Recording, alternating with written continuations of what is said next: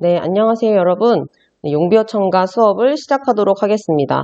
용비어 첨가 수업을 시작하기 전에 여러분께서 구글에 선생님이 올려놓은 이 유인물을 꼭 다운받으셔서 인쇄한 다음에 그 다음에 수업에 임해주시면 감사하겠습니다. 용비어 첨가는 여러분이 두 가지 방법으로 배우실 수 있는데요. 하나는 문학적인 방법, 그리고 또 하나는 문법적인 방법입니다. 여러분하고 선생님은 문법적인 방법에 조금 치우쳐서 공부를 하게 될 거고요. 문학적인 방법도 곁들여 가면서 여러분께서 용비어 첨가를 좀 확실하게 알고 넘어갈 수 있도록 그렇게 수업을 준비해 봤습니다. 먼저 용비어 첨가 제목을 살펴보면요. 용비어천가 이렇게 잘라볼 수 있습니다. 용비라는 것은 용이 날아오른다. 용이 날아오른다라는 뜻이고요. 어천이라는 말은 하늘을 다스린다라는 뜻이에요. 가는 아시겠죠? 네, 노래 같죠? 그래서 용이 날아올라 하늘을 다스리는 노래라는 뜻인데요. 여기서 가리키는 용이 바로 누구일까요? 네, 맞습니다. 조선 왕입니다. 조선의 왕들을 용이라고 이렇게 지칭을 하는 겁니다. 악장이라는 이 갈래는 여러분이 아마 용비어 첨가 한 작품만 배우시게 될 거예요. 그만큼 빨리 사라진 갈래고요.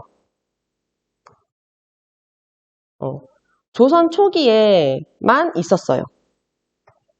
그래서 여러분이 악장에 대해서 배우게 되는 것은 용비어 첨가 하나밖에 없을 것이다. 네, 서사시라는 말은요.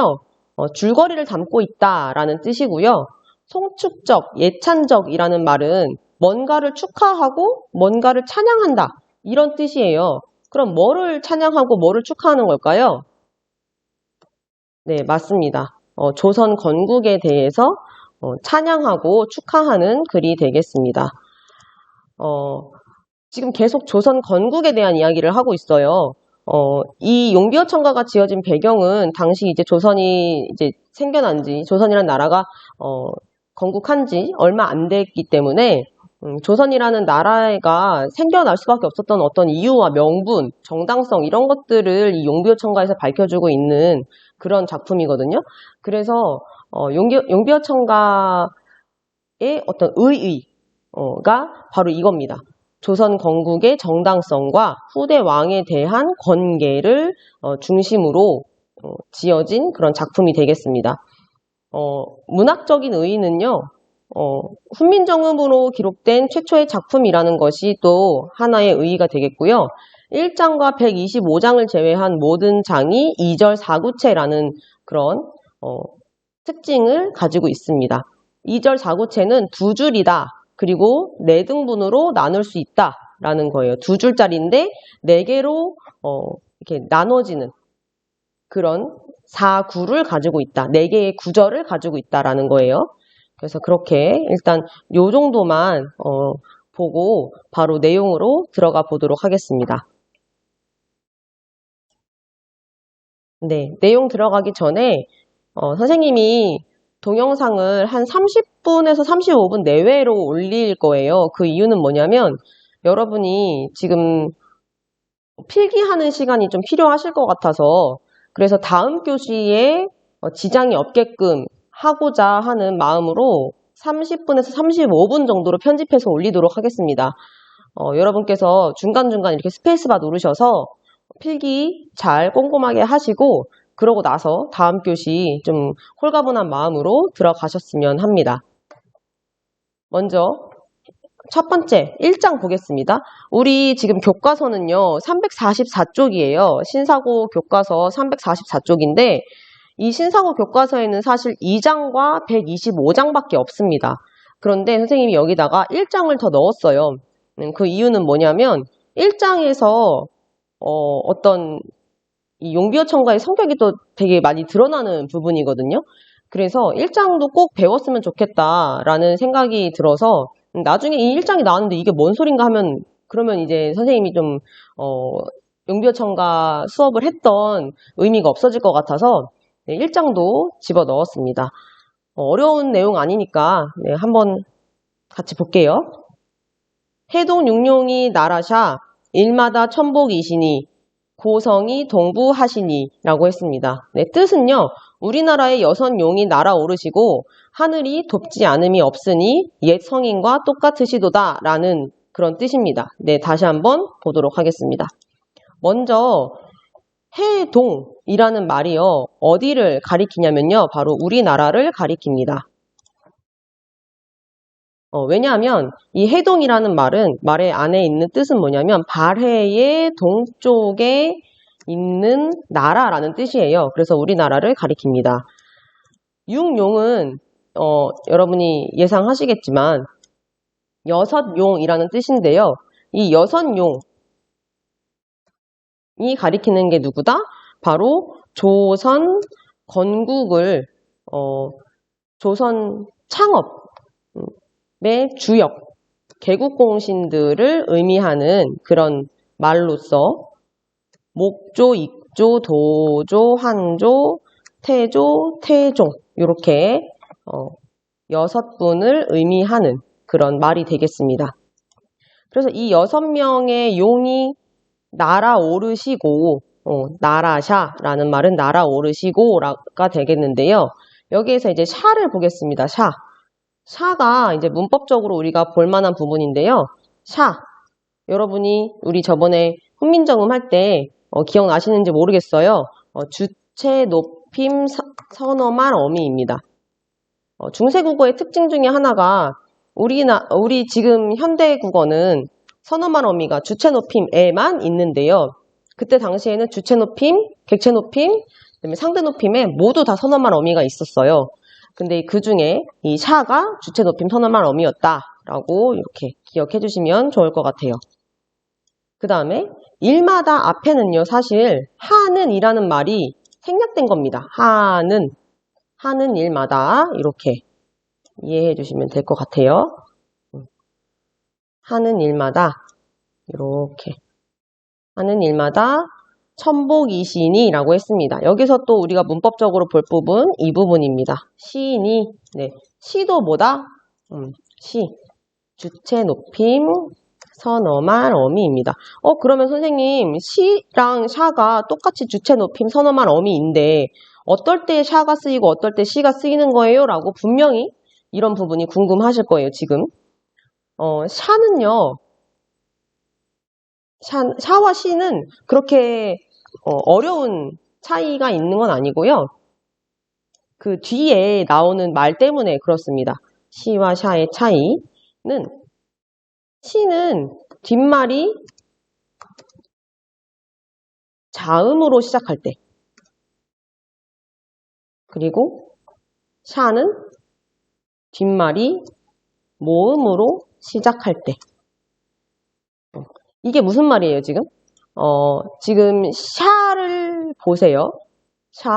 샤는 바로 뒤에 있는 일이라는 말이 이응으로 시작하고 있어요. 이럴 때는 우리가 뭐라 그러죠? 모음으로 시작한다라고 하죠. 시는 뒤에 말이 니은으로 시작하고 있습니다. 이럴 때는 이제 우리가 자음으로 시작하는 말이다라고 이렇게 얘기를 하잖아요. 그 차이일 뿐입니다. 그래서 시와 샤의 차이는 뒤에 이응이 오느냐 아니면 다른 자음이 오느냐 네, 그래서 자음으로 시작하느냐 모음으로 시작하느냐의 차이만 있을 뿐이다. 네, 그 다음에 고성이 동부하시니 라고 했습니다. 네, 고성은요, 여기 뜻에 나와 있지만 옛 성인입니다. 옛 성인, 여기서 이는 비교 부사격 조사라고 합니다. 그래서 와라든지 과로 해석될 수 있는 그런 부분입니다.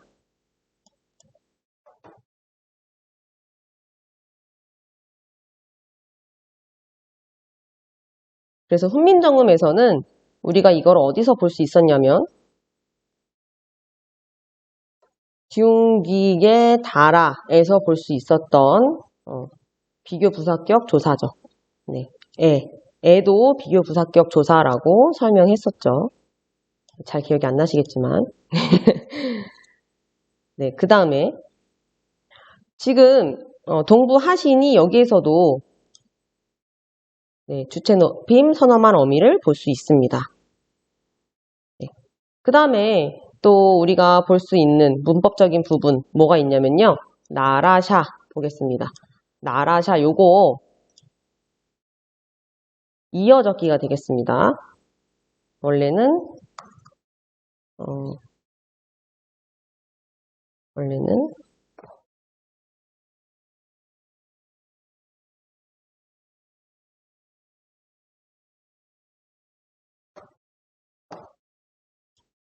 네, 원래는 이런 글자이고요. 이어적기라고 이렇게 써주시면 되겠습니다. 그리고 여기서 이제 우리가 문학적으로 봐야 되는 부분이 뭐냐면요. 지금 옛 성인과 똑같다고 이렇게 얘기를 한 부분입니다. 옛 성인과 똑같다. 이게 뭐를 의미하는 거냐면요. 우리가 알고 있는, 그 당시에 알고 있는 옛 성인들은 대부분 다 중국에 있는 성인들이라든지 아니면 중국에 있는 왕을 가리키는 말입니다. 그러면 이 옛 성인이 중국 왕이고 옛 성인이 중국 왕인데 이 옛 성인과 이 여섯 용이 똑같다라고 이렇게 얘기를 하는 거죠. 그래서 다시 한번 정리를 하면 중국 왕들이 했던 일들과 똑같다. 꼭 들어맞는다. 이렇게 얘기를 한다는 거는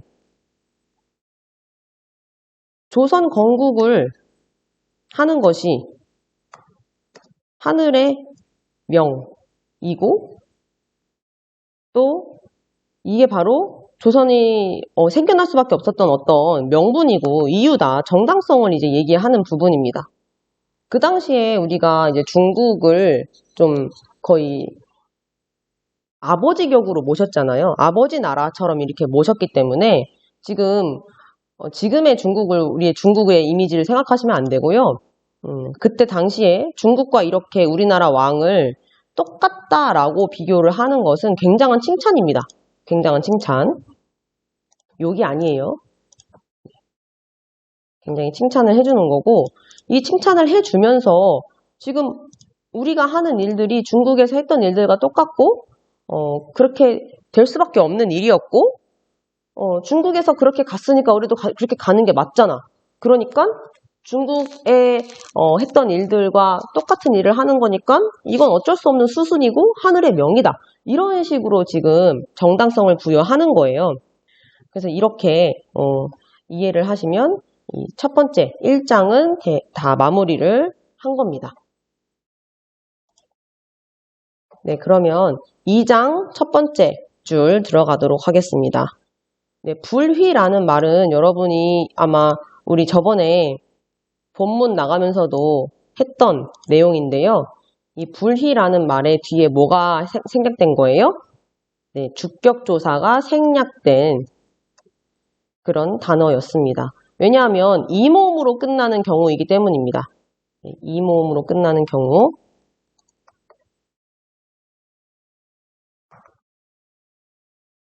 그래서 주격조사가 생략된 그런 단어이고요. 한번 쭉 읽어볼게요. 불휘 깊은 남간 바람에 아니 밀새 곧 좋고 여름 하나니 라고 이렇게 써있고 이거를 풀이한 것은 뿌리가 깊은 나무는 바람에 움직이지 아니하므로 꽃이 좋고 열매가 많다 라는 이런 뜻이에요. 네. 여러분이 이렇게 이해가 안 갈 만한 그런 단어는 없는 것 같고요. 네, 그러면 이제 문법적으로 좀 살펴볼게요. 뿌리 깊은에서 이 깊은도 보니까 이어적기입니다. 이어적기. 깊은. 네, 깊은이겠죠? 그래서 여기도 이어적기가 지금 쓰인 그런 경우고요. 남간 볼게요. 남간. 여기 남간 조금 중요해요. 네, 여기 남간은 원래는 어떤 그 단어냐면요. 원래 원형은 네, 선생님이 되게 발전했죠? 사실 너무 어색해요. 이런 스마트한 기기를 쓰는 것에 대한 두려움이 있습니다. 네. 원래 요런 글자거든요. 요런 글자인데 여기 보니까 기역이 따라다녀요. 이 나무라는 말인데 이 나무라는 말에 끝에 이렇게 기역을 달고 다니는 요런 애들을 뭐라고 하냐면 문법적으로 기역 고용어라고 합니다. 네, 기역 고용어. 네, 그래서 그냥 기역 고용어라고만 알고 계시면 되고요. 이거는 이제 기역을 이렇게 달고 다니는 애들이다. 이렇게 알고 계시면 되겠습니다. 그럼 요것도 가만히 보니까 뭐예요? 네, 요것도 이어적기죠. 이어적기.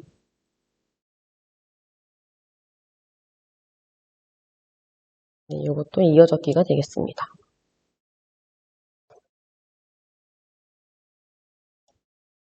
기억이 지금 올라간 경우니까요. 그리고 바람에도 뭘까요? 바람에도 이어적기가 되겠습니다. 바람에. 이것도 원래는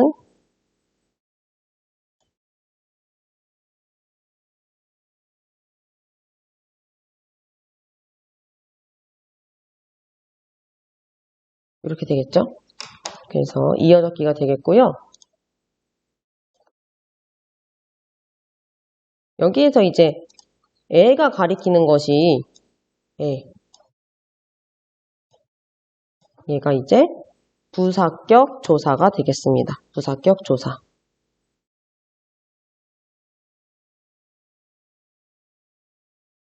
네. 그리고 아니 밀세. 네, 밀세 보겠습니다. 밀세가 조금 중요해요. 리을세라고도 하거든요. 요거 리을세. 그래서 이렇게 리을세 같은 경우는 대체로 어떨 때 쓰이냐면요.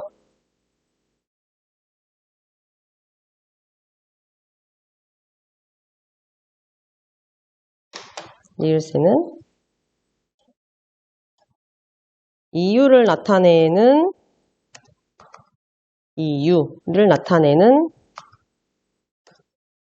종속적 연결 어미가 되겠습니다. 이유를 나타내는 아니함으로, 그러니까 뭐뭐 함으로 이런 거를 뜻하는 말이 리을세가 되겠습니다. 그 다음에 곧은 알겠죠? 곧 볼게요. 곧은 근데 여러분 좀 이상하다는 생각이 지금 드셔야 돼요. 왜냐하면 예전에 지읒은 받침으로 못 온다고 하지 않았나? 그래서 우리가 이제 원형을 바꿔 쓴 그런 단어도 있잖아요. 우리 훈민정음에서 봤던. 근데 이런 곧 같은 경우에는 그냥 지읒 받침을 그대로 써줬거든요. 그래서 팔종성법에서 좀 예외인 경우가 되겠고요. 그리고 꽃이라고 안 하고 곧이라고 한 거 보니까 이 단어 자체가 된소리가 되기 이전이다. 된소리의 꽃이라는 발음이 되기 이전에 어떤 단어다. 그렇게 생각해 주시면 되겠습니다.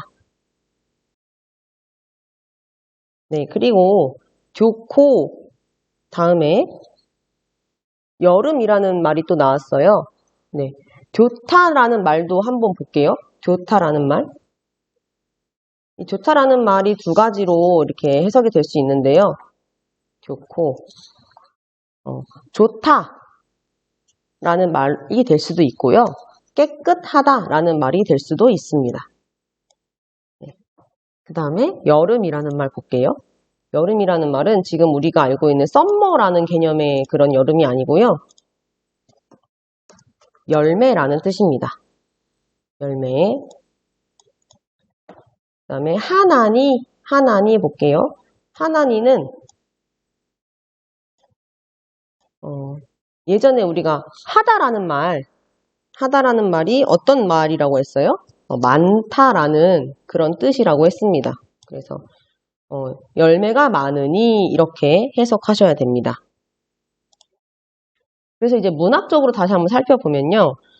뿌리가 깊은 나무는 바람에 움직이지 아니하므로 꽃이 좋고 열매가 많다는 말은 다시 한번 문학적으로 정리해보면 유서 깊은 나라는 유서 깊은 역사가 깊고 유서가 깊은 나라는 온갖 시련에도 굴하지 않고 역사가 끊기지 않고 이어지고 또 업적을 이루어간다. 이런 뜻으로 여러분이 해석하시면 되겠습니다. 이거는 파란색으로 하겠습니다. 안 되네. 안 되네요, 여러분. 처음부터 파란색으로 설정을 하고 해야 되나 봐요. 네, 그래서 여기 이 부분은 문학적인 비유라는 거. 이렇게 첫 번째 줄 다 봤고요. 이제 두 번째 줄로 내려가겠습니다. 네, 2장의 두 번째 줄 보겠습니다. 먼저 한번 읽어볼게요. 샘이 깊은 물은 가말에 아니 그칠세 내히 이러 발아래 가나니 이렇게 읽으시면 되고요. 이 두 번째 줄의 뜻은 샘이 깊은 물은 가뭄에 그치지 아니하므로 내가 이루어져 바다에 가니 라는 그런 뜻으로 해석하시면 되겠습니다. 샘이 깊은 물이라는 것은 그만큼 마르지 않는 물이겠죠. 그래서 가뭄이 와도 마르지 않는다라는 뜻으로 여러분이 해석하시면 되겠고요. 냇물이 이루어져서 바다에 간다. 결국에는 그 물들이 그 물줄기가 다 모여서 바다라는 것을 이룬다라는 것은 뭔가의 업적을 이루고 뭔가 완성을 해간다 이런 뜻으로 여러분이 해석하시면 되겠습니다. 이제 문법적으로 한번 살펴볼게요. 샘이 여기 볼게요. 샘이 여기는 원래는 요런 거죠. 샘이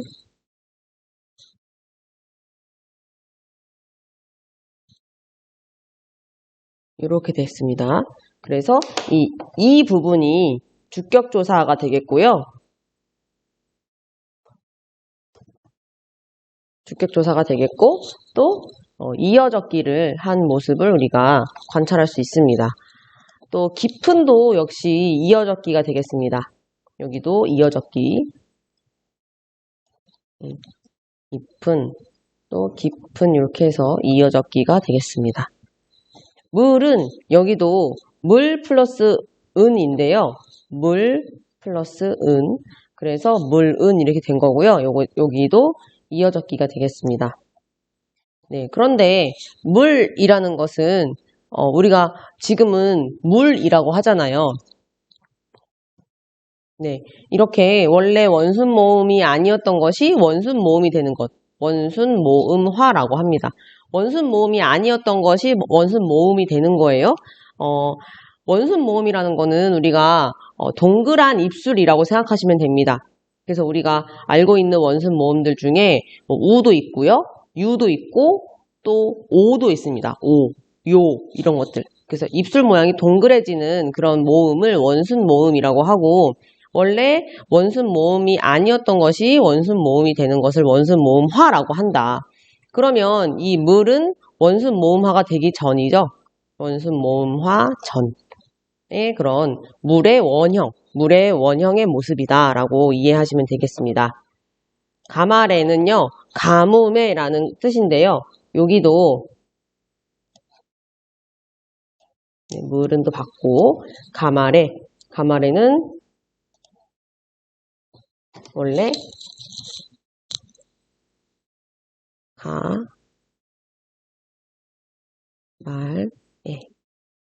이렇게 볼 수 있고요. 여기에서 부사격 조사를 우리가 확인할 수 있습니다. 애가 부사격 조사예요. 그리고 또 이어적기 확인할 수 있습니다. 그리고 우리가 이 그칠세 봐야 되는데요. 그칠세 일단 그치다 라는 건요. 긋다 라는 말의 이 말이 원형인데요. 이 말의 뜻은 끊다 라는 뜻입니다. 네, 그치지 아니함으로 라는 것은 끊어지지 아니함으로 이렇게 해석하시면 되고요. 이 리을세는 리을세. 우리가 위에서 봤었죠? 네. 리을세는 아까 뭐라고 했었죠? 우리 이유를 나타내는 그런 종속적 연결어미라고 했습니다. 이유를 나타내는 종속적 연결어미, 뭐뭐 함으로라는 그런 뜻이다 라고 했었죠. 또 내희이러에서 내희 보겠습니다. 내희는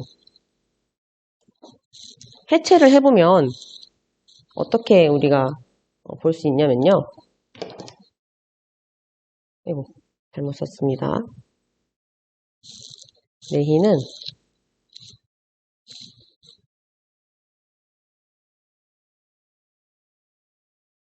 이렇게 해체해 볼 수 있거든요. 그래서 이렇게 아까 글자 옆에 기역이 붙어 다니는 애들은 기역 고경어라고 했잖아요. 근데 이렇게 히읗이 붙어 다니는 애들은 뭐라고 이렇게 우리가 칭하냐면 히읗 종성 체언이라고 합니다. 그냥 이 용어만 알고 계시면 돼요. 이 히읗 종성 체언이 뭐가 있고 뭐 이렇게까지는 모르셔도 되고요. 그냥 여기 나온 내와 내희의 이 원형에 들어가 있는 내흐가 히읗 종성 체언이다라는 것만 알고 계시면 되겠습니다. 여기서 그러면 이는 뭘까요? 주격조사가 되겠습니다. 네. 그 다음에 발아래 보겠습니다. 발아래는 또 이것도 한번 써보면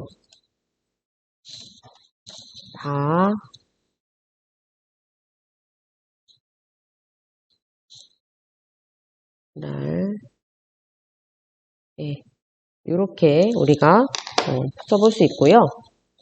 여기서의 애는 부사격 조사가 되겠습니다. 그리고 또 이어적기를 볼 수 있죠.